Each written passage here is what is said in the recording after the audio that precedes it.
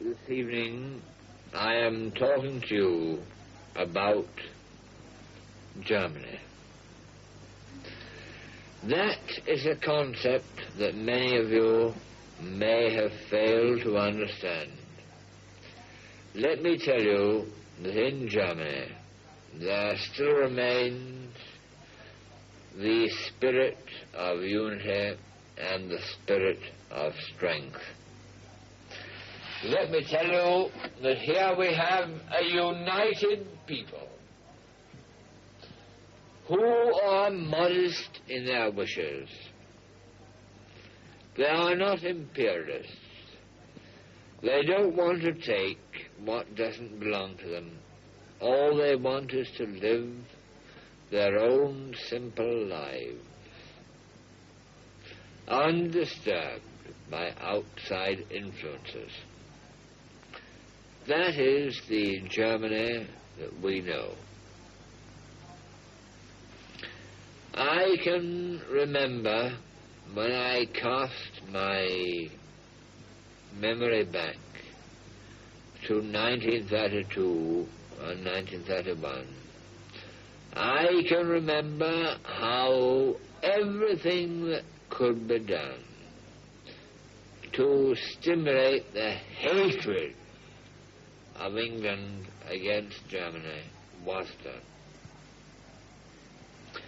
I remember how my own friend said, "What shall we do with this man Hitler? He wants Poland. He wants Czechoslovakia. What shall we do if he wants more than that?" Now, it does behove you to think at the moment how much Stalin has taken and how much Stalin wishes.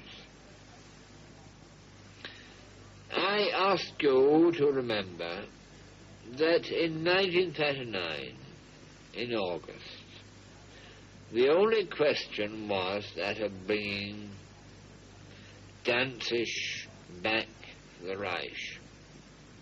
No more and no less. What a small problem that was in comparison with those that confront us today.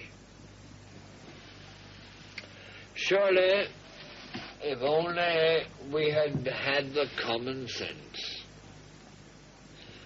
to agree that the German people of Danzig should go back to the Reich, then we might have had peace. We might have avoided all the terrible sacrifices of the last 5.5 years.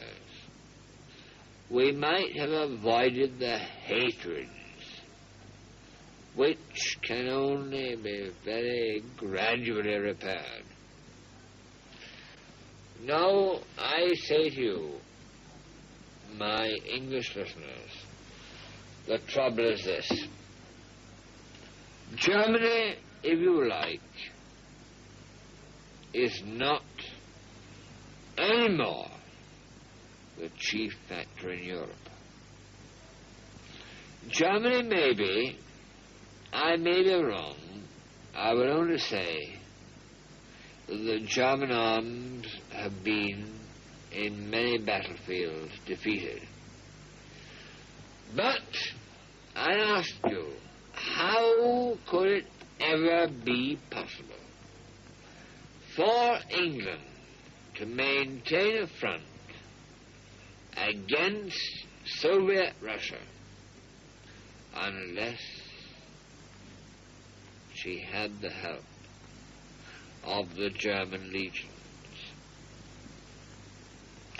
That is a question which may perhaps be debated and discussed ad infinitum.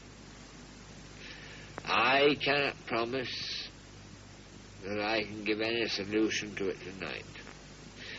I can only say that if Germany and England together, had decided to preserve the welfare of this continent, then I should have hope. Then I should be happy, an optimist. But so far as I can see, the policy of England has been to allow Germany to sacrifice her very last,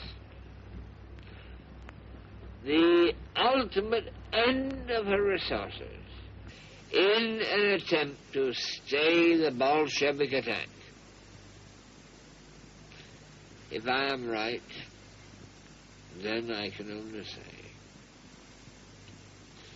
that the people of Britain deserve what they get in the future.